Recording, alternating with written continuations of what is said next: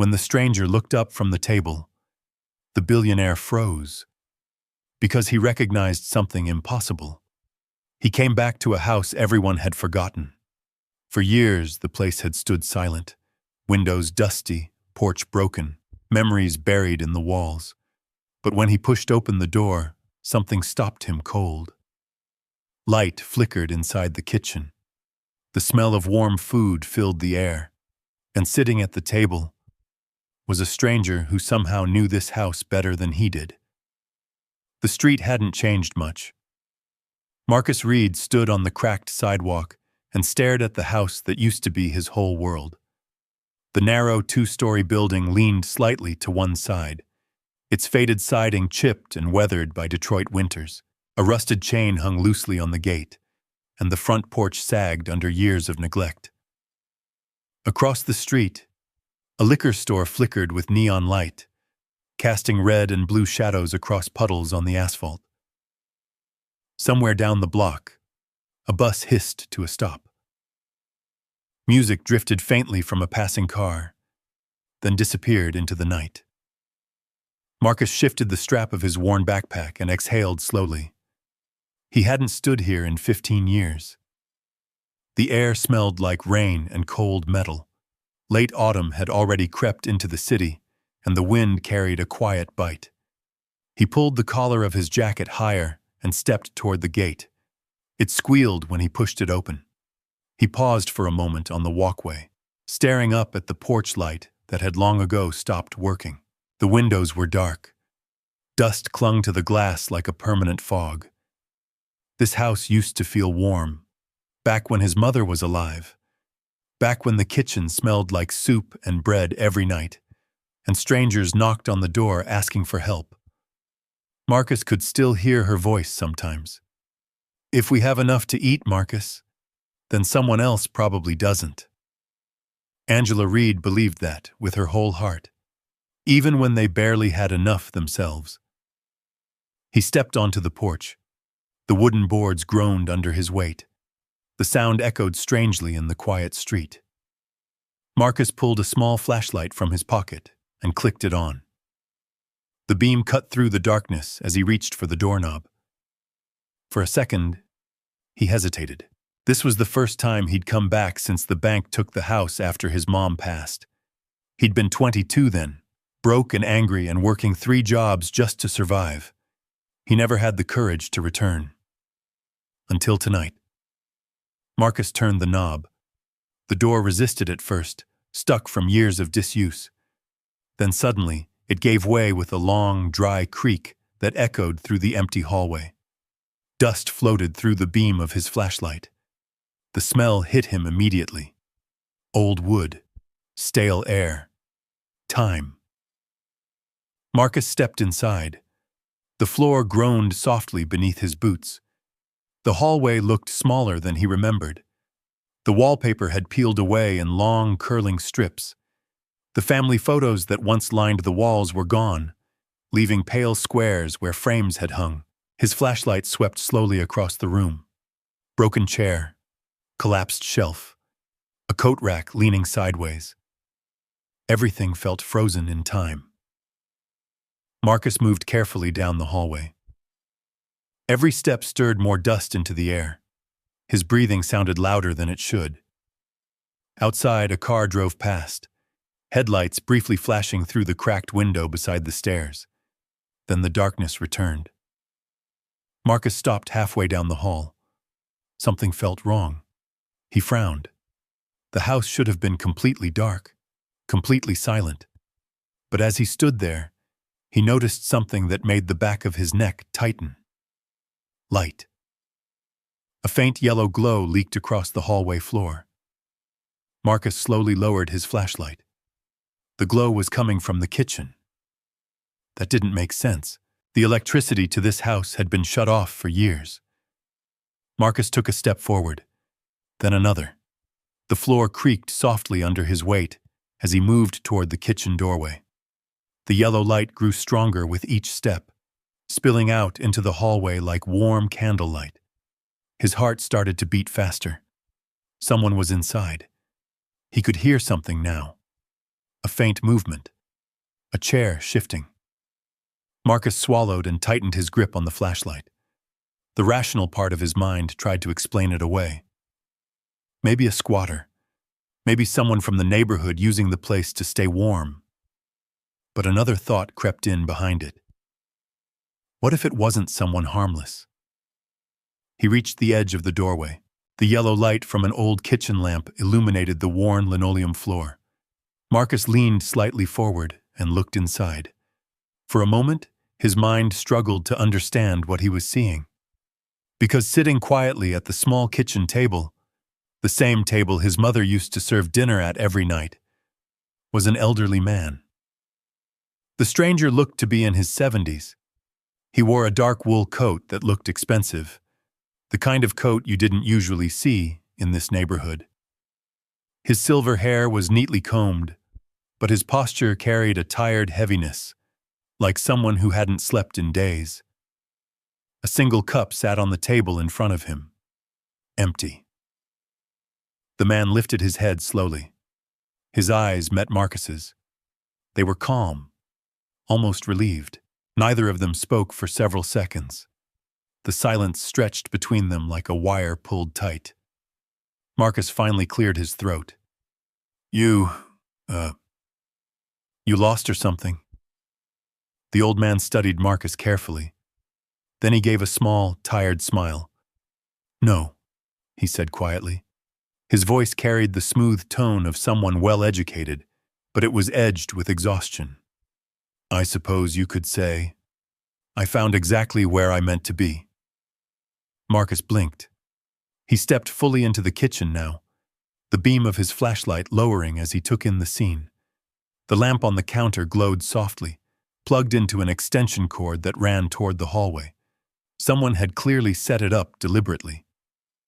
The stranger rested his hands on the table. "I hope you don't mind," the man said gently. "I just needed somewhere quiet to sit for a while." Marcus looked around the kitchen. The same cracked cabinets, the same old refrigerator, the same worn sink where his mother used to wash dishes late at night. This place had been empty for years, yet here sat a stranger like he belonged. Marcus frowned slightly. "You know this house is abandoned, right?" The man nodded. "Yes." Marcus hesitated. "Then why are you here?" The old man leaned back slightly in the chair and studied the room. For a moment, his eyes drifted toward the window, where faint neon light from the street flickered across the glass. Then he looked back at Marcus. "Because," he said softly, "a very long time ago, someone showed me kindness here." Marcus felt a strange chill pass through him. He didn't understand why. But something about the man's voice felt familiar, like a story he hadn't heard yet. Marcus slowly set his backpack down by the wall. Then he walked over to the stove. The gas line had been capped years ago, but the old camping burner he carried in his bag still worked. He pulled it out and placed it on the counter. The old man watched him quietly. Marcus filled a dented pot with water from a bottle and lit the burner. The small blue flame flickered to life. "You hungry?" Marcus asked without looking up. The stranger hesitated. Then he nodded once. Marcus opened a small grocery bag and began pulling out ingredients from his shift at the diner earlier that night. Some vegetables, a piece of chicken, a little broth, nothing fancy, just enough to make soup. Within minutes, the small kitchen began to fill with warmth. Steam rose from the pot. The smell drifted through the room. The old man closed his eyes briefly. Marcus noticed. He smiled faintly. "My mom used to say soup fixes most problems," Marcus said. The stranger opened his eyes again. "And did it?" Marcus shrugged as he stirred the pot. "Most days." The two men sat in quiet companionship as the soup simmered. Outside, wind rustled through the empty street. Somewhere down the block, a siren wailed faintly in the distance. Marcus carried a bowl to the table and set it down in front of the old man. "Careful, it's hot." The stranger wrapped his hands around the bowl. He didn't eat right away. Instead, he looked at Marcus with a curious expression. "You didn't ask who I was," he said. Marcus leaned against the counter. "You look tired," he replied simply. That seemed more important. For the first time, the old man smiled fully, a deep, genuine smile. He took his first spoonful of soup, and for a moment, the kitchen felt alive again, like the old days. Later that night, Marcus stepped outside to toss the empty grocery bag into a trash bin near the alley. Cold air rushed into his lungs. He stretched his shoulders and glanced up at the dark Detroit sky. Clouds drifted slowly over the city. Then something caught his attention. Headlights. A black SUV rolled slowly down the street. Too slow. The vehicle passed the house, then paused at the corner. Marcus frowned. The windows were tinted dark. He couldn't see inside. After a moment, the SUV turned the corner and disappeared. Marcus stood there for several seconds. Something about it didn't sit right. Finally, he turned and walked back toward the house. Inside, the kitchen lamp still glowed warmly. Marcus stepped through the doorway again and froze. Because the old man sitting at the kitchen table was staring at a faded photograph hanging on the wall. A photograph Marcus hadn't noticed before. It showed a younger woman standing on the front porch, smiling. Angela Reed. Marcus's mother. The old man's voice was almost a whisper. That woman. He slowly turned his head toward Marcus. She once saved my life. Marcus felt his heartbeat quicken. But before he could say anything, a distant helicopter sound began to rumble across the night sky outside. And somewhere far down the block, another black SUV turned onto the street, heading straight for the house. Marcus heard the low rumble of the engine before he saw the headlights sweep across the cracked pavement outside.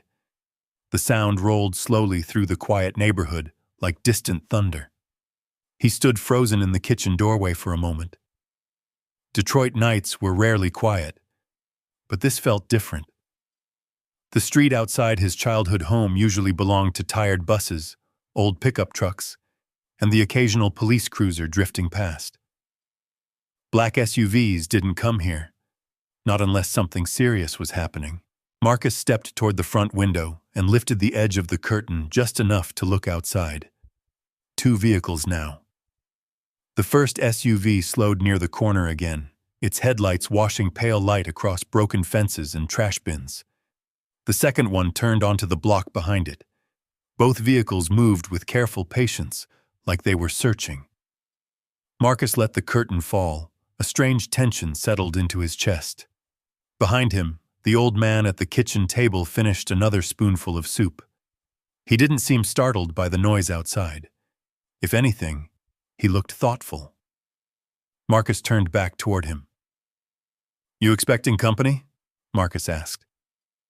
The man wiped his mouth with a napkin Marcus had found in a drawer. "No," he said calmly.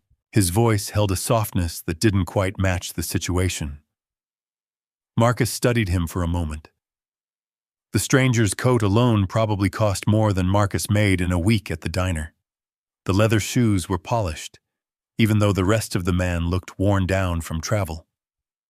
Everything about him seemed out of place in this small, forgotten kitchen. The helicopter sound outside grew louder now, its distant thumping vibrating faintly through the air. Marcus frowned. "That your ride?" he asked, nodding toward the ceiling. The old man followed his gaze upward as the helicopter passed somewhere beyond the clouds. Then he shook his head. "I doubt it." Marcus leaned against the counter, crossing his arms. "Well," he said slowly, "somebody's definitely looking for somebody tonight." The man gave a quiet chuckle. "That wouldn't surprise me." Marcus raised an eyebrow. "You got a name?" The man rested his spoon inside the bowl and thought about the question longer than expected. Finally he answered, "William." Marcus nodded once. "Marcus?" William glanced around the kitchen again. His eyes moved slowly across the room, touching every detail like he was revisiting memories he wasn't sure were real. The faded cabinets, the crooked stove, the old calendar still hanging beside the refrigerator, frozen on a year nearly 2 decades past. His gaze returned to the photograph of Angela Reed on the wall. "Your mother," William said quietly. Marcus stepped closer to the table. "You knew her?" William didn't answer right away. Instead, he looked down into the bowl of soup Marcus had made. Steam still curled gently upward into the lamplight. "Not well," he said finally, "but well enough to remember." Marcus waited. William leaned back slightly in the chair. 40 years ago, he said slowly, this neighborhood looked different. Not better. Just younger. He gestured vaguely toward the window. "I used to walk these streets looking for work. Any kind of work." Marcus felt something tighten in his chest. He knew that story. Too many people in Detroit did. "I didn't have much luck," William continued. "One winter night I ended up standing outside this very house." His eyes lifted toward the photograph again. It was snowing hard, the kind that freezes your bones. Marcus listened quietly. "I knocked on the door," William said. "Not expecting anything. People usually didn't open doors for strangers." He smiled faintly.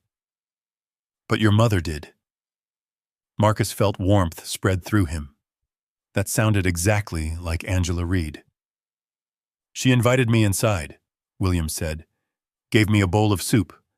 Let me sit right there at this table." He tapped the wooden surface gently. Marcus looked down at the table. The same table. The thought sent a strange ripple through his mind. William continued softly. "I stayed warm for an hour. That's all it was." He paused. "But sometimes an hour is the difference between surviving and disappearing." The kitchen fell quiet. Marcus didn't know what to say. Outside, the helicopter drifted farther away. Finally, Marcus spoke. "She did that for a lot of people," he said. William nodded. "Yes." He looked at Marcus carefully now. "You remind me of her." Marcus gave a small shrug. "I try." A faint rumble passed down the street again. Marcus glanced toward the window. The SUVs had moved closer. One of them rolled slowly past the house. Marcus caught a glimpse of dark silhouettes inside. His instincts tightened again. "That's the second time they passed," Marcus muttered. William remained calm. Marcus walked back toward the front window and peeked through the curtain again. The SUV stopped briefly under a street lamp halfway down the block. Then it kept moving. Marcus returned to the kitchen. "You sure you don't want to tell me what's going on?" he asked. William folded his hands on the table. "Nothing dangerous," he said. Marcus laughed lightly. "Man, people driving those kinds of cars don't come around here unless something's wrong." William smiled slightly. "Maybe they're just lost."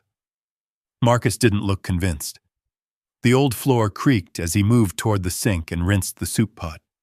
Water splashed softly into the drain. The quiet moment stretched again. Finally, William spoke. "Marcus." "Yeah? Why did you help me?" Marcus turned off the faucet. The question seemed simple enough, but he thought about it for a second. Then he shrugged. "You were hungry." William tilted his head slightly. "That's it?" Marcus dried his hands with a dish towel. "Pretty much." William studied him closely now. "You didn't wonder who I was?" Marcus leaned back against the counter again. "People around here got enough problems," he said. "Figured you didn't need more questions." The old man nodded slowly. Then he said something almost under his breath. "That kind of kindness is rare." Marcus chuckled. "Not really." The house grew quiet again. Outside, the wind picked up, rustling loose leaves across the pavement. Then suddenly, A red and blue flash flickered through the front window. Marcus turned sharply. Police lights. Down the street. Not close enough to stop here yet, but moving slowly toward the block. Marcus looked back at William. "You sure you're not running from something?" William held his gaze calmly. "No." Marcus rubbed the back of his neck.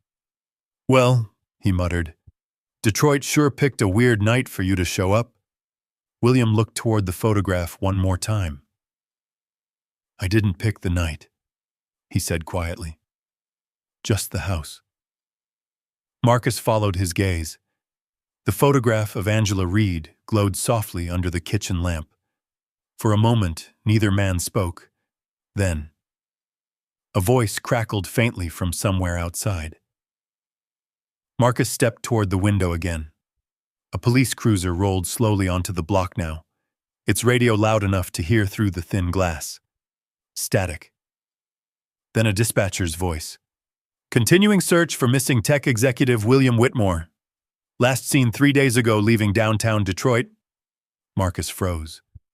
His eyes moved slowly across the room, toward the kitchen table, toward the old man sitting quietly with the empty soup bowl. William Whitmore. Marcus felt the world tilt slightly. The name echoed through the cruiser radio again as the car crawled past the house. Marcus turned slowly toward the stranger. The stranger who had just finished his soup. The stranger who looked back at him with calm, tired eyes. Marcus swallowed. "You got something you want to tell me?" William Whitmore didn't answer right away. Instead, he folded his hands on the table again and smiled gently. Outside, the police cruiser rolled farther down the street, but the 2 black SUVs had stopped at the corner, and they weren't leaving. Marcus stood by the kitchen window, the thin curtain pressed between his fingers as he watched the dark vehicles idle beneath the flickering street lamp. Their engines hummed softly, steady and patient, like predators waiting for the right moment to move. The quiet street suddenly felt smaller, more crowded, more watchful. Marcus slowly let the curtain fall back into place. Behind him, the kitchen lamp cast a warm yellow circle across the table, where William Whitmore still sat calmly, hands folded in front of him. The name from the police radio echoed in Marcus's mind. William Whitmore, the billionaire whose face had been everywhere the past few days, on television screens at the diner, on the news channel playing above the bar counter, even on the small TV in the corner of the bus station waiting room. Marcus had barely paid attention. People like that didn't belong in Marcus's world. But now one of them was sitting at his mother's kitchen table. Marcus turned slowly. "You're William Whitmore," he said quietly. William didn't deny it. He simply nodded once. Marcus rubbed his hands over his face. "Man, you serious right now?" William's expression held a tired patience. "I'm afraid so." Marcus walked across the kitchen and leaned against the counter again, staring at the floor for a moment. His mind raced, a billionaire sitting in a house that had been abandoned for over a decade. The police searching the city. SUVs outside. Helicopters overhead. Marcus looked up again. "You know the whole city's looking for you?" "Yes," William said. Marcus blinked. "And you're just sitting here?"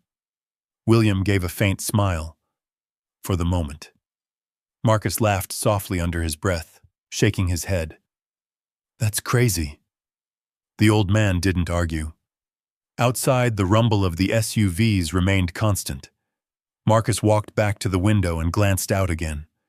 One of the vehicles had shifted slightly closer to the curb, still waiting. Marcus felt a small knot tighten in his stomach. "You expecting them to come in?" he asked. William looked toward the door thoughtfully. "Eventually." Marcus crossed his arms.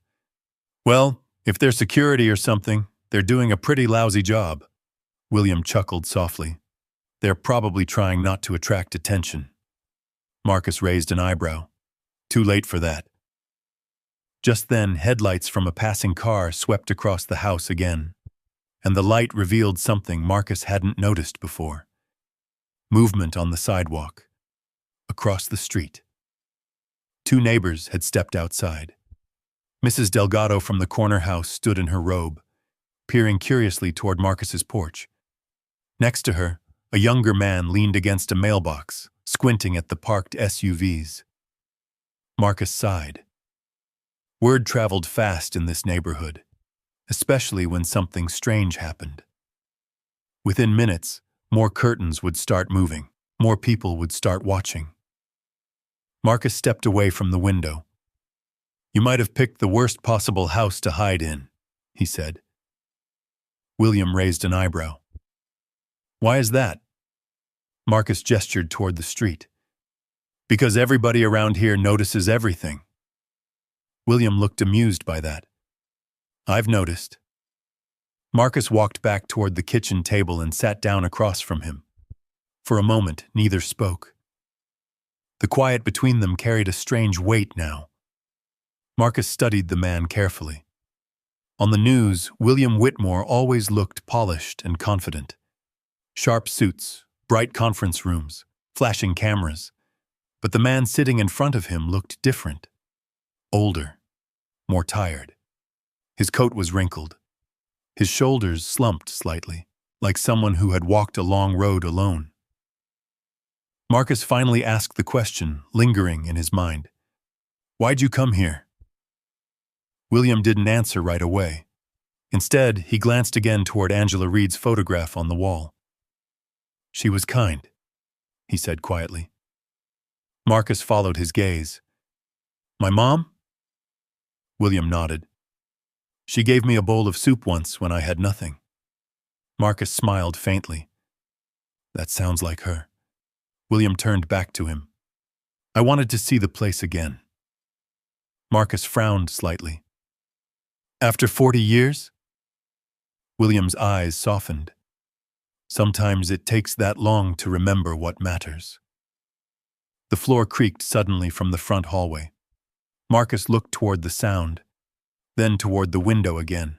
Outside, the police cruiser had disappeared down the street, but the SUVs remained. Marcus leaned forward on the table. "You know people are going to start talking," he said. William nodded. "That's all right." Marcus chuckled dryly. "You ever lived in a neighborhood like this?" William shook his head. "No." Marcus leaned back. "Well, let me tell you how it works." He pointed toward the window. "Those neighbors already think something weird is going on." William listened quietly. "Give it another hour," Marcus continued, "and somebody's going to start guessing what's happening in here." William smiled slightly. "And what will they guess?" Marcus laughed again. "Oh, man." He shook his head. "Probably that I kidnapped a rich old guy." William laughed softly. "I see." Marcus rubbed his chin. "Actually..." He stood and walked toward the sink again. "You hungry for more?" William looked surprised. "I thought you'd have more questions." Marcus shrugged while filling the kettle again. "You're still just a tired old man sitting in my mom's kitchen." William watched him carefully. "You don't seem impressed." Marcus glanced over his shoulder. "I cook eggs and bacon for businessmen every morning at the diner," he said. "They still complain if the toast's a little burnt." William laughed again. The sound filled the small kitchen with unexpected warmth. Marcus poured hot water into another cup and placed it on the table. William wrapped his hands around it. Outside, the wind pushed loose leaves across the sidewalk. Marcus glanced toward the window again. More movement now. Mrs. Delgado had been joined by another neighbor.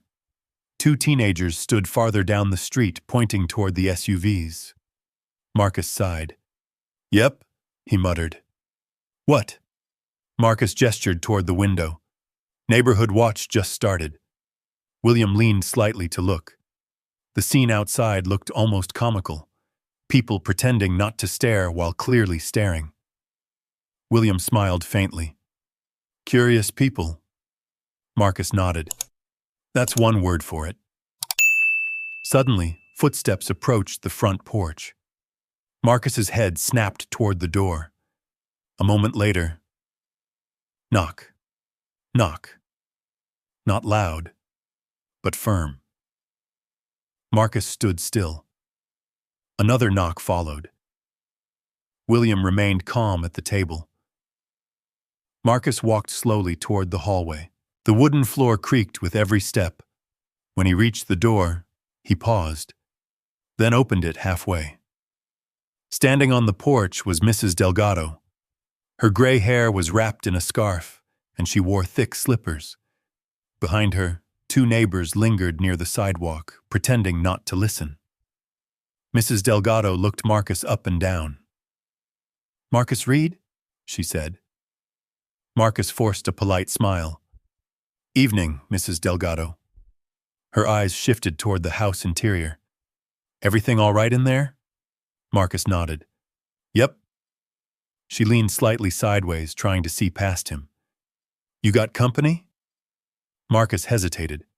For a moment he considered lying, but instead he simply said, "Just someone passing through." Mrs. Delgado narrowed her eyes. "You sure about that?" Marcus chuckled. "Yes, ma'am." She glanced down the street toward the SUVs. "Those cars looking for him?" Marcus shrugged. "Could be." Mrs. Delgado looked back toward the kitchen, then toward Marcus again. "Well," she said slowly, "you be careful." Marcus nodded. "Always am." She turned and shuffled back toward her house. The other neighbors pretended to look away as she whispered something to them. Marcus closed the door. When he walked back into the kitchen, William was smiling again. "Your neighbors seem protective." Marcus sat down. "They just like drama." William sipped his tea. "Well," he said quietly, "they may get some tonight." Marcus looked toward the window again. Because the SUVs were moving now, both vehicles pulled slowly away from the corner and began rolling toward the house. Marcus watched through the thin curtain as the dark SUVs crept down the cracked street, their headlights sliding across broken fences and rusted mailboxes. The engines barely made a sound, but their presence filled the quiet block with tension. The neighbors noticed immediately. Mrs. Delgado stepped closer to her front gate again, clutching her robe around her shoulders. Two teenagers down the street stopped whispering and simply stared. Someone across the block lifted a phone, the screen glowing blue in the night. Marcus stepped back from the window. "Looks like your ride finally showed up," he said quietly. William Whitmore remained seated at the kitchen table, his hands wrapped around the warm cup Marcus had given him. He didn't look surprised. He simply nodded. "Yes." Marcus crossed his arms. "You gonna go talk to them?" William looked toward the photograph of Angela Reed again. "Soon." Marcus frowned. That answer didn't make much sense. The SUVs rolled to a stop in front of the house. Their headlights cut across the front porch, lighting the old wooden steps and the crooked railing Marcus remembered climbing as a kid. Then the engines shut off. Silence. Marcus waited. No one stepped out right away. Outside, the wind pushed dry leaves along the sidewalk. The neighborhood held its breath. Marcus turned toward William again. "You know, most people would be running if half the city was looking for them." William smiled faintly. "Most people don't come back to places like this." Marcus studied him for a moment. The old man looked peaceful in a way Marcus couldn't quite explain. Not like someone hiding from trouble, more like someone who had finally reached the place he'd been trying to find. A door opened outside. Then another. Marcus heard footsteps on the pavement. Firm, professional, not the uncertain steps of neighbors. The kind of steps that belonged to people who knew exactly what they were doing. Marcus glanced toward the front hallway. "You want me to answer that?" William looked at him calmly. "That would be fine." Marcus walked toward the door. The wooden floor creaked under each step. The house felt older than ever tonight, like it had woken up after years of sleep. When he reached the front door, he paused. Then he opened it. Standing on the porch were 3 men. 2 wore dark suits with thick overcoats, their posture straight and alert. Behind them stood a tall man with glasses and a leather briefcase tucked under his arm. Security and a lawyer, Marcus guessed immediately. The man with the briefcase spoke first. "Good evening." His voice carried the polished tone of someone used to boardrooms and microphones. "We're looking for Mr. William Whitmore." Marcus leaned against the doorframe casually. "Yeah?" The man glanced past Marcus into the house. "Is he here?" Marcus hesitated for a moment. Behind him, he could hear William's chair scrape softly against the floor as he stood up. The old man stepped into the hallway. "Right here," William said. The men on the porch visibly relaxed. One of the security guards let out a long breath. "Sir," he said, "we've been searching all night." William nodded. "I know." The lawyer stepped forward. "Mr. Whitmore, the company has been extremely concerned. The police have been notified. The board—" William raised a hand gently. "That won't be necessary anymore." The man stopped speaking. Marcus watched the exchange quietly from the doorway. The lawyer's eyes finally shifted toward him. "Sir," he said cautiously, "may I ask who you are?" Marcus shrugged. "Marcus? And your relationship with Mr. Whitmore?" Marcus smiled slightly. "I made him soup." One of the security guards almost laughed, but stopped himself. The lawyer blinked in confusion. William stepped closer to the doorway. "Marcus was kind enough to offer me a place to sit for a while." The lawyer looked around the house again, clearly surprised. "This, location?" William nodded. "Yes." The lawyer seemed ready to say something else, but stopped when he noticed William studying the walls. The faded wallpaper, the old staircase, the photograph of Angela Reed still visible in the kitchen. William turned back toward Marcus. "I believe it's time I explained something," he said softly. Marcus folded his arms again. "That'd probably help." William walked slowly back into the kitchen, and everyone followed.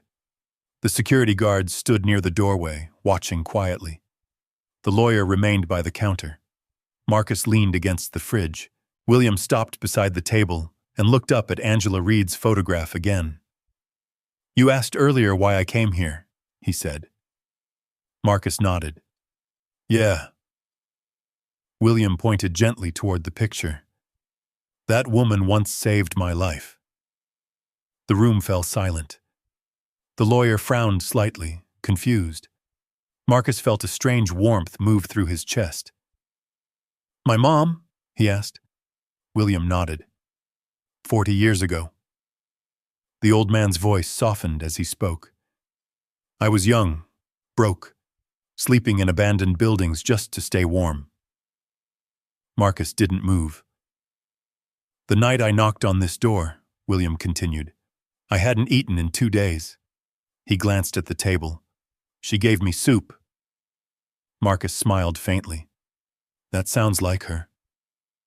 William nodded slowly. "She didn't ask my name." He looked at Marcus. "She didn't ask if I had money." Marcus swallowed. William gestured toward the bowl Marcus had washed earlier. "Tonight, you did the same thing." The lawyer watched silently now, clearly beginning to understand the story. William continued. "I built companies, made fortunes, sat in rooms with presidents and investors." He paused. "But kindness like that, you don't forget." Marcus looked down at the floor. The house suddenly felt different, less empty, more alive. William turned back toward the photograph again. "I wanted to see this place one more time before I made some important decisions." The lawyer finally spoke. "Sir, the board meeting tomorrow," William interrupted calmly. It can wait. He turned back to Marcus. I had hoped the house would still be standing. Marcus laughed quietly. Barely. William smiled. That's enough. Outside, neighbors still lingered near the sidewalk, watching the strange gathering through the windows. Inside the kitchen, the tension slowly faded. Marcus rubbed the back of his neck. So let me get this straight, he said. You disappeared from your billion-dollar company. William nodded. Just to come sit in my mom's kitchen? William smiled warmly. Yes. Marcus shook his head with a quiet laugh. Man, that's the weirdest story I've heard all year. The security guard by the door finally chuckled. The lawyer allowed himself a small smile. William looked around the kitchen once more. The worn cabinets, the crooked sink, the old wooden table. This place mattered, he said softly. Marcus looked at him carefully. Still does. William nodded. Then he said something that made the entire room pause. Marcus, how would you feel about helping me bring it back to life? Marcus blinked. What do you mean? William folded his hands calmly. I mean exactly what I said. The old man glanced toward the window, where neighbors still watched curiously from the sidewalk. Then he looked back at Marcus. I think this neighborhood deserves something better. Marcus stared at him. Outside, the SUVs waited. Inside, the old kitchen held its breath. And Marcus suddenly had the strange feeling that the night wasn't finished changing his life. For a moment, no one moved. The lamp on the counter hummed faintly, its warm yellow light washing over the cracked tiles and worn cabinets. Outside the window, silhouettes of neighbors shifted along the sidewalk, whispering and watching like witnesses to something they couldn't yet explain. Marcus leaned both hands on the edge of the table. Bring it back to life? He repeated slowly. William Whitmore nodded. Yes. Marcus gave a quiet laugh. You realize this place barely has plumbing, right? One of the security guards chuckled softly near the doorway, but William's expression stayed thoughtful. I'm not talking about repairing the pipes, he said gently. Marcus raised an eyebrow. Then what are you talking about? Before William could answer, the lawyer cleared his throat. Sir, if I may, William lifted a hand. Not tonight. The lawyer stopped speaking. Marcus noticed something strange then. For the first time since the SUVs arrived, the old billionaire looked tired. Not physically, but emotionally. Like someone who had been carrying a heavy memory for decades and had finally found the place where it belonged. Marcus glanced toward the window again. The neighbors were multiplying now. 3 people had become 7. Someone stood under the streetlight with crossed arms. Another neighbor leaned halfway over a fence. Marcus sighed. Great, he muttered. William followed his gaze. Your neighborhood seems interested. Marcus laughed. That's one word for it. He stepped toward the window and pulled the curtain closed completely. Give them 5 more minutes and somebody's gonna call the cops again. The lawyer looked uneasy. They already have. Marcus turned. What? The lawyer adjusted his glasses. We intercepted a radio call about 20 minutes ago. Someone reported suspicious activity in the house. Marcus shook his head. Yeah, that tracks. He walked back to the kitchen table. You disappear for 3 days and show up in a poor neighborhood. People get curious. William smiled faintly. I can imagine. Marcus leaned back in his chair. So let me ask you something. William nodded. Go ahead. Marcus studied him carefully. You could be anywhere right now. William listened. Penthouse downtown. Private jet. 5-star hotel. Marcus gestured around the room. Instead, you picked a broken house in a forgotten neighborhood. William glanced toward Angela Reed's photograph again. Not forgotten. Marcus followed his gaze. The photograph was old, slightly faded. Angela stood on the porch smiling in the warm afternoon sun, one hand resting on the doorframe. Marcus remembered that day. He'd been maybe 12 years old when the photo was taken, back when the house was still alive. William spoke softly. She fed people here. Marcus nodded. Every Sunday. William's voice lowered. And some weekdays when she could. Marcus smiled faintly. She didn't like turning people away. William looked back at him. Kindness like that changes things. Marcus shrugged. Sometimes. Outside, a soft drizzle began to fall. Rain tapped gently against the window glass, streaking the neon reflections across the dark street. One of the neighbors finally walked up to the porch. Marcus heard the footsteps immediately. Knock, knock. The sound was sharper this time, more impatient. Marcus stood. Here we go again. He walked down the hallway and opened the door halfway. Standing on the porch was Mr. Callahan from 2 houses down, a tall man in his 50s with a weathered baseball cap and crossed arms. Behind him, the rain soaked into the pavement, while more neighbors lingered near the sidewalk, pretending not to listen. Callahan squinted into the house. You got a whole motorcade parked out here, he said. Marcus leaned against the doorframe. Yeah. What's going on? Marcus shrugged. Nothing illegal. Callahan glanced past him. Those guys government? Marcus shook his head. Nope. Callahan frowned. Well, somebody around here said you're holding a rich guy hostage. Marcus blinked. You serious? Callahan nodded. Mrs. Delgado heard it from someone down the street. Marcus sighed deeply. Of course. Rumors in this neighborhood moved faster than city buses. Marcus stepped aside slightly. You want to come look for yourself? Callahan hesitated. Then he stepped inside. He walked into the kitchen and stopped immediately when he saw William Whitmore. Recognition hit him like a sudden shock. Holy... He stopped himself. That's... Marcus nodded. Yep. Callahan stared. You're kidding me. William offered a polite nod. Good evening. Callahan rubbed the back of his neck. Man, the news been talking about you all day. William looked calm. So I've heard. Callahan turned slowly toward Marcus. You telling me the whole city looking for him?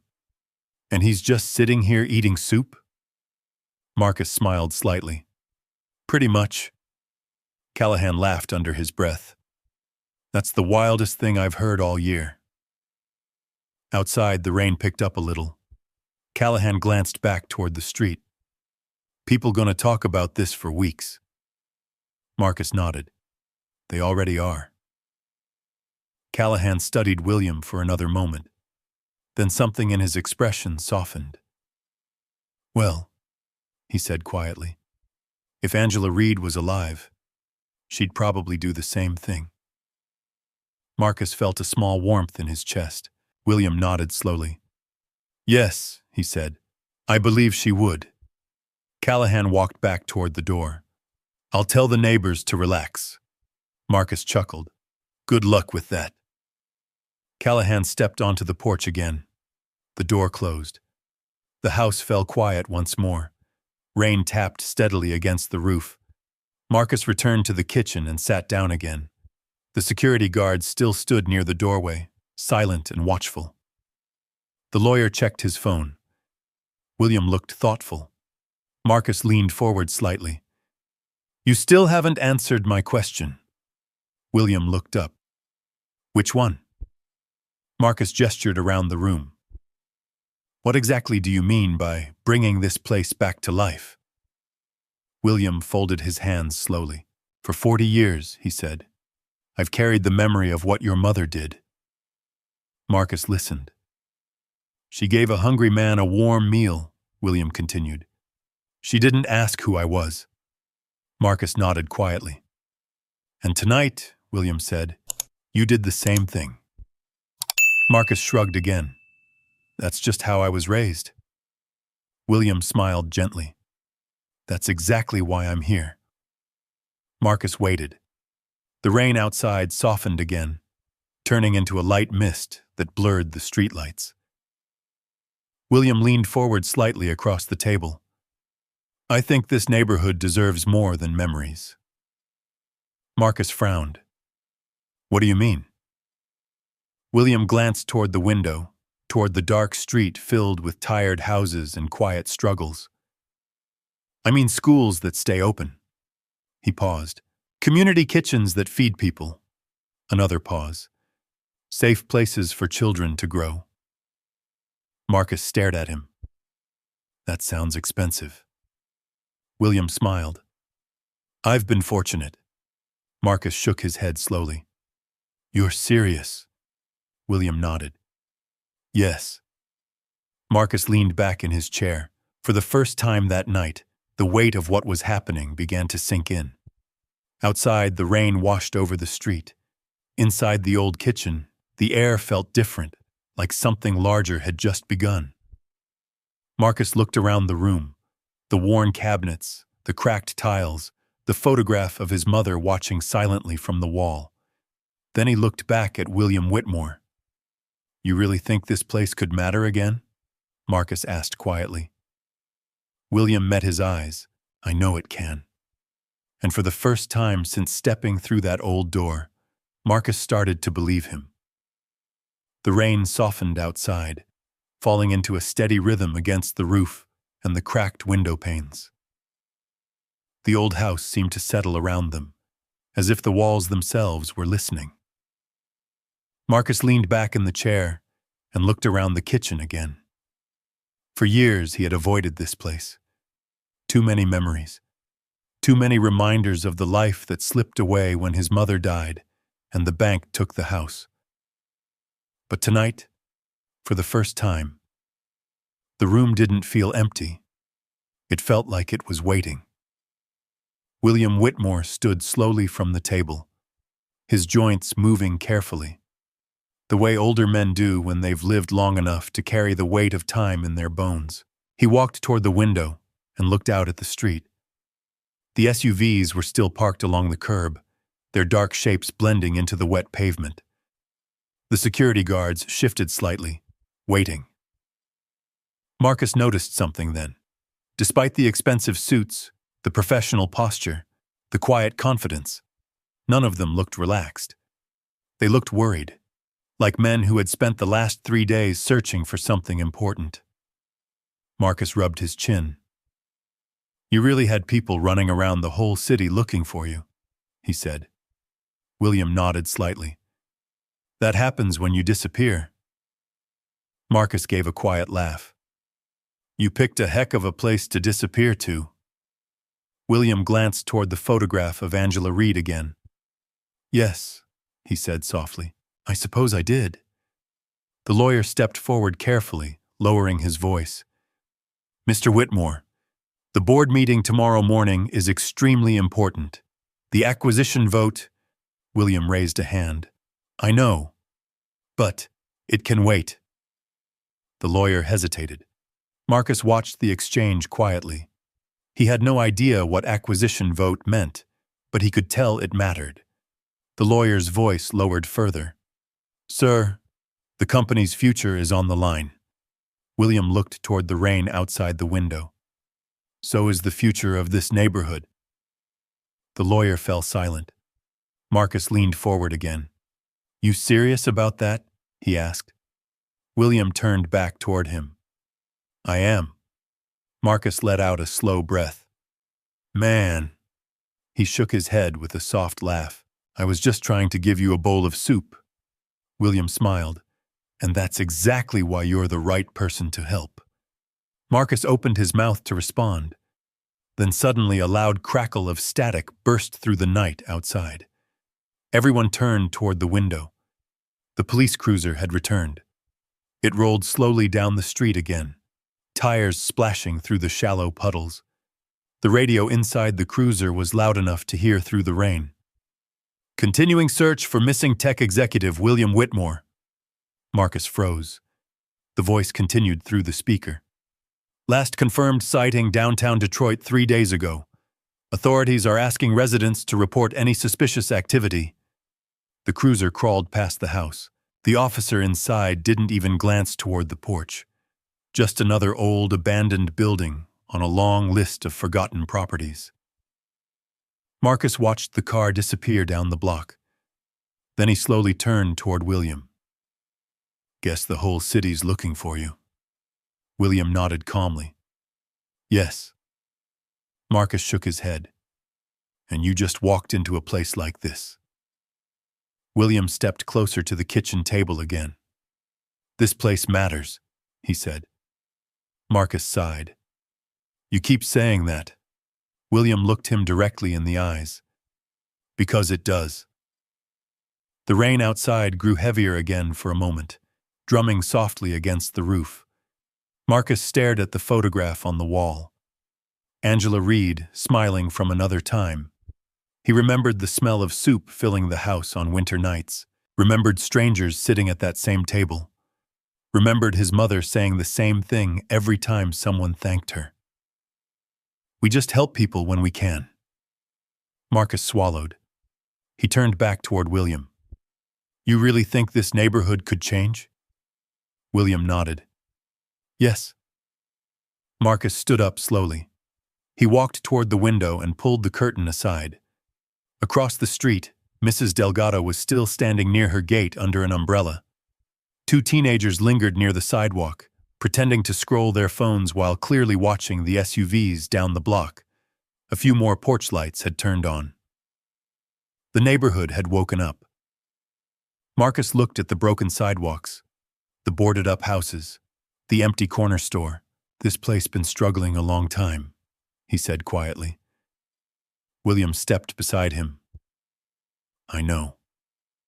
Marcus glanced sideways. You've been here before? William nodded. 40 years ago. Marcus thought about that. Back when the factories still ran. Back when people still believed the neighborhood might grow. Marcus sighed again. You know what people around here think when they see those SUVs? William looked curious. What? Marcus gave a small smile. They think someone rich came here to buy something cheap. William chuckled softly. And what do you think? Marcus looked back out at the street. I think rich people don't usually come here at all. William considered that. Then he said something unexpected. That's why it has to start somewhere. Marcus turned. William's eyes were steady. Your mother started something here once. Marcus felt the words settle in the room. Outside, the rain slowed again. Inside, the old house seemed to breathe. The lawyer cleared his throat quietly. Sir, he said, the press will start asking questions by morning. William nodded. I expect they will. Marcus leaned against the window frame. You ever deal with reporters before? He asked. William laughed. A few times. Marcus grinned. Then tomorrow's going to be interesting. William smiled. Yes. Marcus looked back toward the photograph again, then toward the old kitchen table. The same table where his mother had fed strangers. The same table where a billionaire had just eaten soup. Life had a strange sense of humor. Marcus shook his head. You know what's funny? William raised an eyebrow. What? Marcus laughed quietly. 3 hours ago, I was working the late shift flipping pancakes for truck drivers.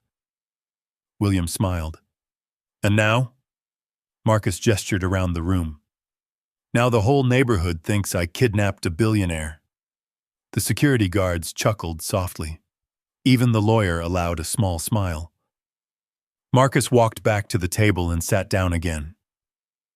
You sure about this? He asked William. William nodded without hesitation. I am. Marcus stared at him for a long moment. Then he slowly nodded. Well, he said quietly, guess tonight just got a whole lot bigger than soup. William leaned back slightly in the chair. Yes, he said, I believe it did. Outside, the rain finally began to fade. The clouds drifted slowly apart above Detroit. And somewhere far away in the city, the news was still searching for a missing billionaire. But inside the old kitchen on that forgotten street, Marcus Reed had already found him. For a while, the room stayed quiet. Rainwater dripped slowly from the porch roof outside. Somewhere down the block, a dog barked once and then settled again. The small Detroit neighborhood returned to its usual nighttime rhythm. But inside the old house, everything had changed. Marcus leaned back in his chair, studying William Whitmore across the table. The billionaire no longer looked like the polished man from the news broadcasts. In the soft kitchen light, he looked older, almost fragile. Marcus still couldn't quite believe it. 3 days. The entire city had been searching for him, and he had ended up here, in Angela Reed's kitchen. The lawyer finally checked his watch.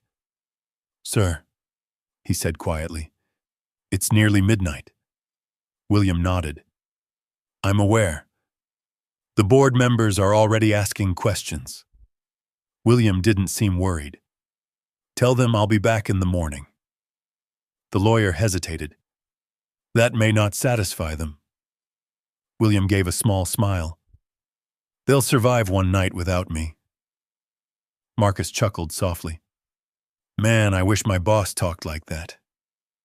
William looked amused. What does your boss say when you miss a shift? Marcus shrugged.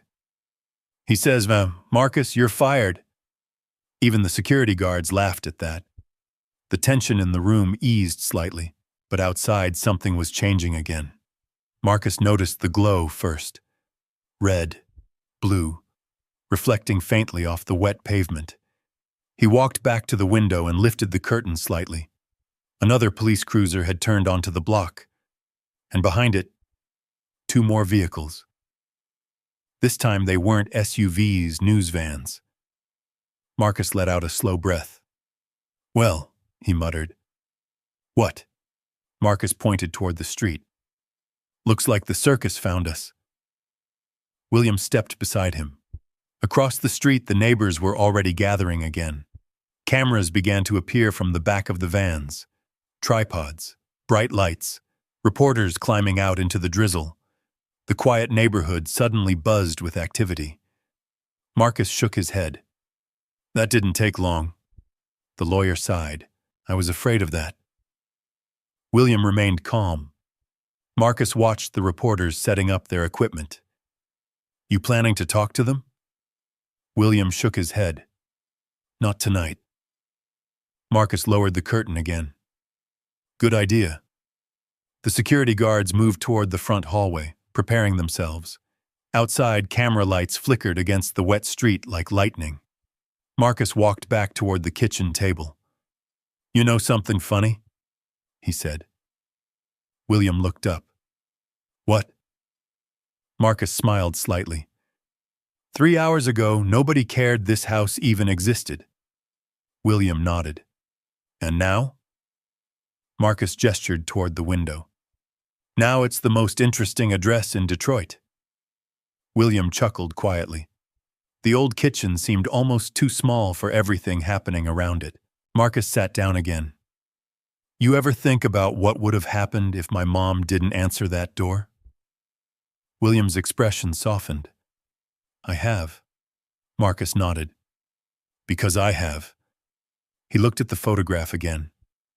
She helped a lot of people. William followed his gaze. Yes. Marcus leaned forward. But most of them never came back. The words hung in the air. William nodded slowly. That's true. Marcus shrugged. That's just life. William shook his head. No, he said softly. That's just how people usually behave. Marcus looked at him carefully. But not you, William added. Marcus laughed. I just made soup. William smiled. Exactly. Outside, the voices of reporters drifted faintly through the walls now. Someone knocked on the front door again, but this time it wasn't curious neighbors.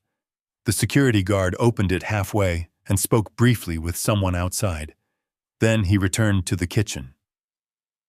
"Sir," he said quietly, "police officers are asking to confirm you're safe." William nodded. "Of course." The guard stepped aside. Two officers entered the hallway cautiously. They removed their hats as soon as they saw William Whitmore standing there. "Mr. Whitmore," one of them said. "Sir, we're glad you're all right." William smiled politely. "Thank you, officers." Marcus watched the exchange quietly. The officer glanced around the old kitchen, clearly surprised. "Didn't expect to find you here," he admitted. William nodded. "Neither did I." The officer turned toward Marcus. "And you are?" "Marcus Reed." The officer studied him briefly. "Everything all right here tonight, Mr. Reed?" Marcus shrugged. "Just made a guy some soup." The officer blinked, then smiled slightly. "Well," he said, "looks like you picked an interesting guest." William chuckled. "That seems to be the case." The officers exchanged a glance.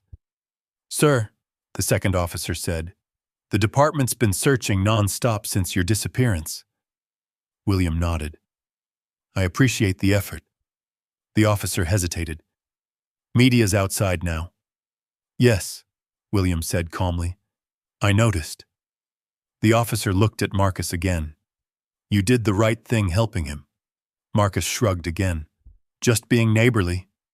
The officers nodded respectfully and stepped back toward the door. Outside, camera lights flashed again. Marcus watched them go. Then he turned toward William. "You see that?" he said. "What?" Marcus grinned. "Cops just told me I did the right thing." William smiled. "And you did." Marcus looked around the kitchen again. The same old cabinets, the cracked tile floor, the photograph watching from the wall. And suddenly, the room didn't feel like a forgotten place anymore. It felt like the beginning of something. Marcus folded his arms. "So what happens tomorrow?" William looked thoughtful. "Tomorrow," he said slowly, "we start fixing things." Marcus raised an eyebrow. "Fixing the house?" William shook his head. "No." He glanced toward the window where the reporters waited in the rain. "The neighborhood." Marcus stared at him for a moment. Outside, Detroit's night hummed quietly under the fading rain. Inside the old kitchen, Marcus Reed realized something that made his heart beat a little faster. The night that began with an empty house was about to change an entire street. The rain finally stopped. Outside, the streetlights reflected in thin puddles along the cracked pavement. The reporters' vans idled quietly near the curb, their satellite dishes rising like metal flowers above the roofs. Camera lights flashed now and then, cutting through the darkness of the old Detroit block. Inside the house, the air felt calmer, but heavier. Marcus stood near the kitchen window, watching the activity outside. He could hear reporters talking in low voices, adjusting microphones, setting up equipment. A few neighbors still lingered along the sidewalks, drawn by curiosity and disbelief. Marcus shook his head slowly. "Man," he said under his breath. William Whitmore sat at the kitchen table again, the same place he had eaten soup less than an hour ago. "You're not used to this," William said. Marcus glanced over his shoulder. "Nope." He turned back toward the window. "I'm used to truck drivers arguing over coffee at 3 a.m. William smiled faintly. Marcus finally stepped away from the curtain. "You know something funny?" he said. "What?" Marcus gestured toward the front yard. "That used to be where my mom set up folding tables every winter." William leaned forward slightly. "For the soup kitchen?" Marcus nodded. "Yeah." His voice softened. "She'd cook big pots of stew in this kitchen. He pointed toward the stove. Then we'd carry everything outside and feed whoever showed up. William looked thoughtful. Marcus continued. People would come from all over the neighborhood. He paused. Some folks were homeless. Another pause. Some just needed a warm meal. Marcus gave a quiet laugh. And some just liked the company. William nodded slowly. She must have been remarkable. Marcus shrugged. She just believed people deserved kindness. William looked around the kitchen again. The old cabinets, the worn floor, the photograph of Angela Reed smiling gently from another time. I think she was right, William said. Marcus leaned back against the counter. You said earlier you came here before making an important decision. William nodded. Yes. Marcus crossed his arms. What kind of decision? The lawyer shifted slightly near the doorway, clearly aware of where the conversation might be going. William answered calmly. I'm selling my company. Marcus blinked. Wait. He stood upright. You're what? William smiled slightly. I've been preparing for it for months. Marcus stared. The same company they talk about on the news every day? Yes. Marcus shook his head slowly. Man, that thing's worth billions. William nodded. Marcus rubbed the back of his neck. And you're just walking away from it? William's eyes drifted back toward the photographs. I've spent most of my life building things. Marcus listened. Companies. William paused. Technology. Another pause. But somewhere along the way, he gestured toward the house. I started remembering this place. Marcus followed his gaze again. William continued quietly. I remembered a woman who fed a stranger with no questions asked. Marcus felt something stir in his chest. William looked at him. I realized something recently. What? William's voice lowered. Success doesn't mean much if you forget why you started. The kitchen fell silent again. Outside, camera flashes flickered against the windows. Marcus slowly walked back to the table and sat down. So what does that have to do with me? William smiled gently. Everything. Marcus frowned. How? William folded his hands. Because you did the same thing tonight. Marcus laughed softly. I gave you soup. William nodded. Exactly. Marcus shook his head. That's not exactly billionaire-level stuff. William leaned forward slightly. You helped a stranger without knowing who he was. Marcus shrugged again.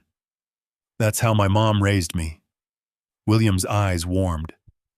And that's exactly why I asked you something earlier. Marcus looked confused. What? William met his gaze. How would you feel about helping bring this place back to life? Marcus stared at him. You mean the house? William shook his head slowly. The community. Marcus sat still. William continued. I want to build something here. Marcus listened carefully now. A community kitchen. William paused. After-school programs. Another pause. Scholarships. Marcus felt his breath slow. You serious? William nodded. Yes. Marcus looked around the old kitchen again. The cracked tiles, the faded cabinets, the photograph. This place? William smiled. Exactly this place. Marcus leaned back in the chair. That's a lot bigger than soup. William chuckled. Yes. Marcus looked toward the window again. The reporters, the flashing lights, the neighbors watching from their porches. He imagined the street years ago. Kids playing, neighbors talking, his mother's soup kitchen. Marcus sighed quietly. You really think people would come back here? William answered without hesitation. They already have. Marcus followed his gaze toward the window again. The street was alive tonight. more alive than it had been in years. Marcus rubbed his hands together slowly. You know what the weirdest part of this whole thing is? William looked curious. What? Marcus smiled slightly. 3 hours ago, I thought this house was just a memory. William nodded. And now? Marcus looked around the room. Now it feels like the beginning of something. William's expression softened. That's exactly what I hoped you would say. Marcus leaned forward again. You still haven't told me one thing, though. William raised an eyebrow. What's that? Marcus studied him carefully. You've got lawyers, investors, CEOs. He pointed toward the SUVs outside. And probably about 1,000 people working for you. William listened quietly. Marcus finished the thought. So why ask a diner cook to help run something like this? The room grew quiet. The lawyer looked toward William. The security guards watched from the doorway. William Whitmore smiled gently, and then he asked Marcus a question that changed everything. Do you know why I trusted your mother? Marcus blinked. Why? William leaned back slightly. Because she never helped people hoping for something in return. Marcus nodded slowly. That sounds about right. William looked him directly in the eyes. And tonight, he paused, you did the exact same thing.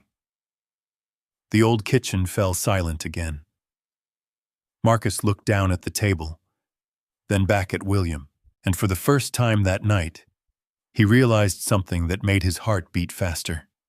This wasn't just about the past anymore. It was about the future. Marcus didn't sleep much that night. After the reporters finally packed up and the last police cruiser rolled away, the street fell quiet again. The rain clouds drifted apart, revealing a pale slice of moon above the rooftops. But inside Marcus's mind, everything was still moving. He sat on the old living room couch, staring at the ceiling while the house creaked softly around him. The same sounds he had heard his entire life, the hum of the refrigerator, the ticking wall clock, the distant rumble of trucks on the highway. Normally, those sounds meant comfort.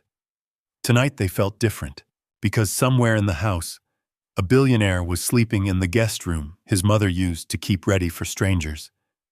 Marcus rubbed his eyes. Man, he whispered, what kind of night was that? The answer arrived with the morning. Sunlight pushed through the kitchen curtains, spreading gold across the old table. Dust floated lazily in the beams of light, drifting like tiny stars above the worn tile floor. Marcus stepped into the kitchen around 7. He stopped immediately.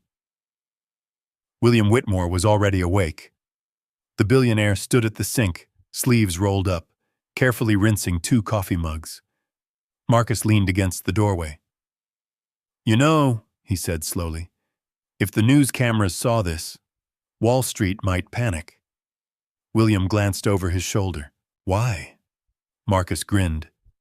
Because the richest guy in the city is washing dishes in my kitchen. William smiled calmly. I've done harder work. Marcus walked over and poured coffee from the old pot on the stove. You sleep okay? Very well. Marcus handed him a mug. Welcome to Detroit hospitality. William accepted it. Thank you. For a moment, the 2 men simply stood in the quiet kitchen drinking coffee. Outside, the street was waking up. Cars passed slowly. Neighbors walked dogs. Someone down the block played music through an open window. Marcus looked through the curtain again. Then he frowned. Well, that didn't take long. William followed his gaze. 3 black SUVs had returned to the curb. But this time they weren't alone. Another van stood nearby, with a satellite dish. Marcus groaned. The media's back. William sighed lightly. I expected that. Marcus turned toward him. You planning to hide in the pantry all day? William chuckled. No. Marcus raised an eyebrow. Then what? William set his coffee mug down. I think it's time to tell the truth. Marcus blinked. To the reporters? Yes. Marcus rubbed his chin. That's either a really good idea or the start of a circus. William smiled. Probably both. A few minutes later, the front door opened. Marcus stepped outside first. The reporters immediately turned toward him. Cameras lifted. Microphones appeared. Marcus, is Mr. Whitmore here? What happened last night? Marcus raised his hands.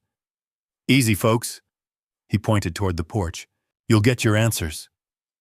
A ripple of excitement moved through the crowd. Then William Whitmore stepped outside. The cameras exploded with flashes. Reporters began shouting questions. Mr. Whitmore, where have you been? Were you kidnapped? Is your company in danger? William raised a hand. The reporters quieted slightly. He spoke calmly. I wasn't kidnapped, the crowd murmured. I came here on purpose. Now the reporters looked confused. Why? William gestured toward the house behind him. Because someone who once lived here helped change my life. Marcus stood beside him quietly. William continued. Many years ago, I knocked on this door as a stranger. He paused. And Angela Reed gave me food when I had nothing. The reporters scribbled furiously. Cameras zoomed in. William's voice remained steady. Last night, her son did the same thing. Marcus felt the attention swing toward him. He shifted awkwardly. William continued. And it reminded me what truly matters. One reporter stepped forward. Sir, are you saying this is the reason for your disappearance? William nodded. Yes. Another reporter called out. What happens now? William looked down the street, at the aging houses, the empty lots, the cracked sidewalks. Then he answered. Now we rebuild. The reporters fell silent again. William turned toward Marcus. This neighborhood gave me a second chance once. He gestured around them. And now I want to give something back. Marcus felt the weight of the moment. Cameras flashed again. Reporters whispered excitedly. One voice asked the question everyone wanted to know. What exactly are you planning to build here? William smiled. A place where people help each other again. Marcus looked out at the street. Neighbors were gathering again. Old Mrs. Carter stood on her porch. Two kids on bicycles watched wide-eyed. Someone across the street clapped quietly. Marcus turned back to William. You realize this neighborhood hasn't seen hope in a long time. William nodded. That's why we start here. Marcus looked at the house behind them. His mother's house. The kitchen where strangers had once been fed. The front yard where folding tables once stood. He took a slow breath. Then he smiled. Well, Marcus said, if we're doing this, William raised an eyebrow, we're gonna need a lot more soup. The reporters laughed softly, thinking Marcus was joking. But Marcus wasn't joking. He was staring down the block, at the cracked sidewalks, at the boarded windows, at the empty lot where a grocery store had once stood 20 years ago. The neighborhood had been slowly fading for a long time. Marcus knew every inch of it.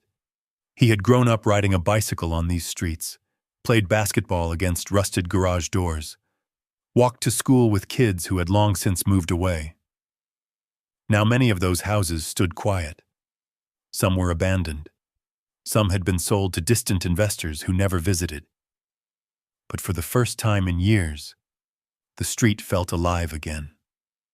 William followed Marcus's gaze. You know everyone here? He asked. Marcus nodded. Most of them. He pointed across the street. That's Mrs. Carter. She's lived here longer than I have. The elderly woman waved shyly from her porch. Marcus waved back. And that house? Marcus continued, pointing 2 doors down. That used to belong to the Jackson family. What happened to them? Marcus shrugged. Factory closed. They moved away. William listened carefully. Marcus turned slowly. "Look, Mr. Whitmore." "William," he corrected gently. Marcus nodded. "All right, William." He took a breath. "You can bring money here." William said nothing. "But money alone won't fix a place like this." William smiled slightly. "I know." Marcus raised an eyebrow. "You do?" William looked at the small crowd of neighbors gathering near the sidewalk. "What fixes places like this?" He paused. "Is people." Marcus studied him for a moment. Then he nodded. "All right." The reporters were still filming. One of them stepped closer. "Mr. Whitmore, are you announcing a development project?" William shook his head. "No." "Then what are you announcing?" William gestured toward the house behind him. "We're reopening something that used to exist here." The reporters leaned forward. "What was that?" Marcus answered before William could. "A community table." The reporters looked confused. Marcus grinned. "My mom used to feed people here." He pointed toward the front yard. "Big pots of soup, bread, coffee." William added quietly, "No paperwork, no questions." Marcus nodded. "If you were hungry, you ate," one of the reporters asked. "And you plan to do that again?" Marcus looked toward William. William nodded once. "Yes." The cameras flashed again. "But this time," William continued, "we expand it." The reporters scribbled notes. "What do you mean?" William pointed down the street. "Community kitchen." Then toward the empty lot. "Job training center."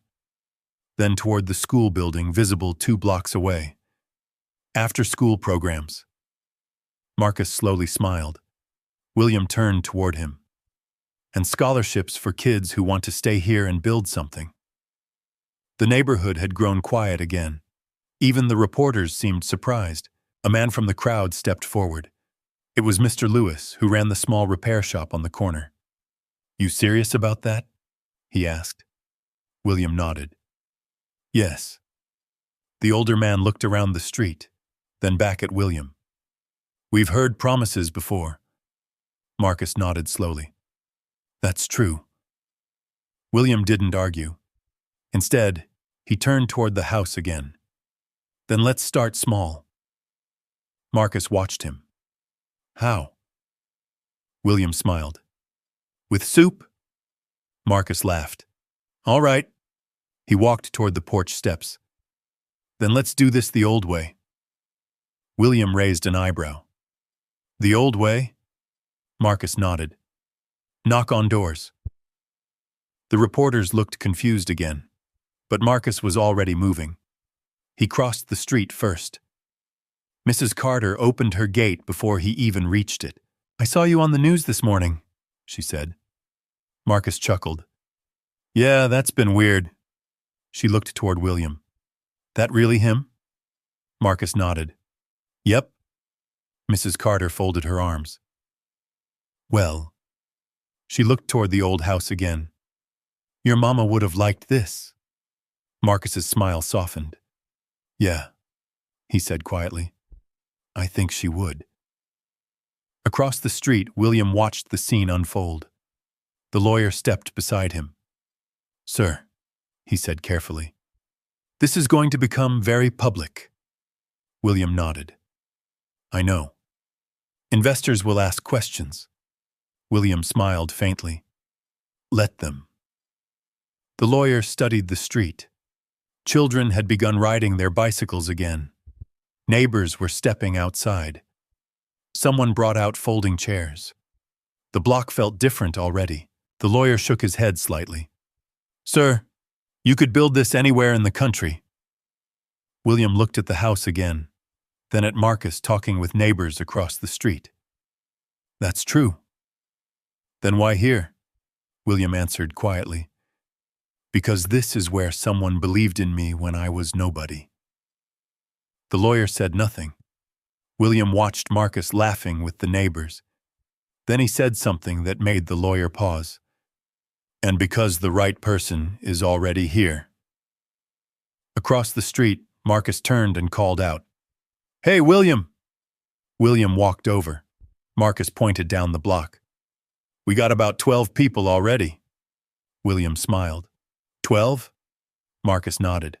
"And Mrs. Carter says she still has the big cooking pots from my mom's old soup days." William laughed softly. "Well then." Marcus folded his arms. "You ready to see what this street can become?" William looked down the long Detroit block. For the first time in years, people were standing outside again. Talking, laughing, watching.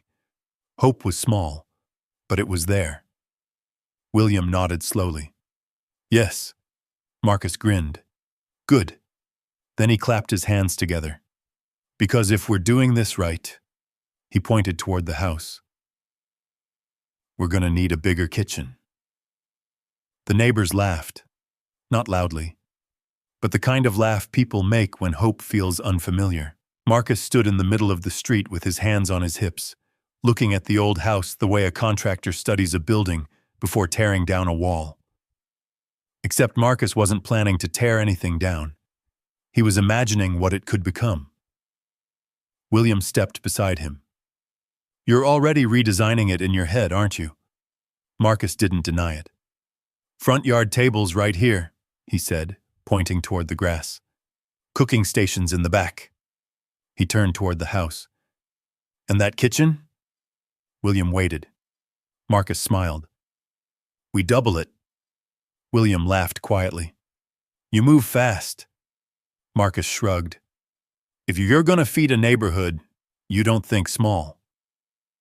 Behind them, the street had started to buzz. Neighbors gathered in small circles. Mrs. Carter had already brought out 2 folding chairs and a cooler filled with lemonade. Mr. Lewis from the repair shop leaned against his pickup truck, talking with a few younger men who had recently moved back to the area. And children. Children were everywhere now, riding bikes, running up and down the sidewalks. Marcus noticed that first. He leaned closer to William. "You see that?" William nodded. "Yes." Marcus smiled softly. "Been a long time since kids played out here like that." William watched them for a moment. Then he turned toward the house. "Let's see the kitchen." Marcus opened the front door. The house smelled the same as it always had. Old wood, coffee, memories. William stepped inside slowly, looking around again. Sunlight now filled the living room, warming the faded carpet and the worn couch where Marcus had spent the night thinking about the future. Marcus walked straight toward the kitchen. "All right," he said, clapping once. "Let's see what we're working with." William followed. The kitchen was still small, still old, still filled with the quiet presence of Angela Reed. Marcus stood in the middle of the room, turning slowly. "Okay," he said. He pointed toward the wall behind the stove. "That comes out." William looked surprised. "You're knocking down walls already?" Marcus grinned. "Relax, just imagining." He stepped toward the window. "And we open this side up." William nodded thoughtfully. "More light." "Exactly." Marcus turned back toward the table. "Then we put the long tables right here." William smiled. "You've done this before." Marcus shook his head. "No." He paused. "But my mom did." For a moment, neither man spoke. The photograph on the wall seemed to watch quietly. William walked closer to it. "You know," he said softly, "the last time I stood in this kitchen, I was terrified." Marcus leaned against the counter. "Why?" William smiled faintly. "I hadn't eaten in 2 days." Marcus studied him carefully. "You never told that part on TV?" William shrugged. "Some stories are easier to tell later." Marcus nodded slowly. "Well," he said, "you're not leaving here hungry again." William chuckled. "I appreciate that." Outside, the sound of voices drifted through the open window. Marcus peeked out. "Well?" he said. "What?" Marcus smiled. "We got volunteers." William stepped beside him. The front yard had filled with people. Neighbors were bringing folding tables. Someone rolled out a large grill from a garage. Mrs. Carter had already started organizing people like a general preparing for battle. Marcus laughed. "She hasn't changed." William watched with fascination. "This is happening faster than I expected." Marcus grinned. "Welcome to Detroit." The lawyer entered the kitchen quietly. "Sir," he said to William. "Yes?" "The news networks want interviews." William thought for a moment. "Later." "There's also a call scheduled with the board this afternoon." William nodded. "Reschedule it." The lawyer blinked. "For when?" William looked toward the window again. Marcus was already stepping outside to help move tables. "Tomorrow," William said calmly. The lawyer sighed slightly. "Yes, sir." William followed Marcus outside. The yard felt different now, alive. Mrs. Carter pointed at Marcus. "You!" Marcus froze. "What?" "You're in charge of the grill." Marcus laughed. "Yes, ma'am." William looked around. People were already working together. A young teenager carried chairs. 2 older men assembled a folding table. Someone had brought bags of bread. Marcus walked back toward William. "You ready for the first official day?" William looked around the yard. "Yes." Marcus folded his arms. "Good." William raised an eyebrow. "Why?" Marcus smiled. "Because the neighborhood's already ahead of you." William laughed. Across the yard, Mrs. Carter raised her voice. "All right, everybody." The crowd turned toward her. "What we doing today?" someone asked. Mrs. Carter pointed toward the old house. "We bring this place back to life." Cheers broke out. Marcus leaned toward William. "You realize something." "What?" Marcus nodded toward the house. "This place isn't empty anymore." William looked at the kitchen window. For years it had been dark, silent, forgotten. Now sunlight poured through it. People moved in and out, and the smell of cooking had already begun to drift through the air. William smiled quietly. "No," he said, "it isn't." William Whitmore stood quietly in the yard, watching the house breathe again. For years, the windows had looked empty. Now they reflected movement. People walked in and out of the front door carrying boxes, folding tables, and old cooking pans. The front yard had turned into a kind of organized chaos, the way good neighborhoods sometimes look when everyone decides to help at once. Marcus stood beside the grill, sleeves rolled up, flipping burgers with the focus of a man running a 5-star restaurant. "Don't burn those," Mrs. Carter shouted from across the yard. Marcus laughed. "I've been cooking longer than you've been yelling at people." "That's not true," she fired back. Everyone laughed.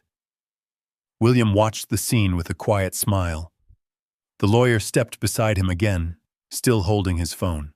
"Sir," he said carefully, "the networks are still requesting statements." William looked at the street. A row of news vans sat near the corner. Reporters filmed the scene from a respectful distance now. Children ran past their cameras. Neighbors waved at them. For the first time, the story they were covering wasn't about scandal. It was about hope. William turned to the lawyer. "Tell them they can film." The lawyer blinked. "Sir?" William nodded toward the yard. "Just don't interrupt anyone." The lawyer nodded slowly and stepped away to make the call. Marcus walked over carrying a plate of food. "You just invited the whole media circus back in," he said. William smiled. "They were already here." Marcus handed him the plate. "Well, if they're filming, at least make it look like you're working." William laughed. "Is that an order?" Marcus pointed toward the long, folding tables. Yeah. William took a burger and a paper napkin. All right. They walked together toward the tables.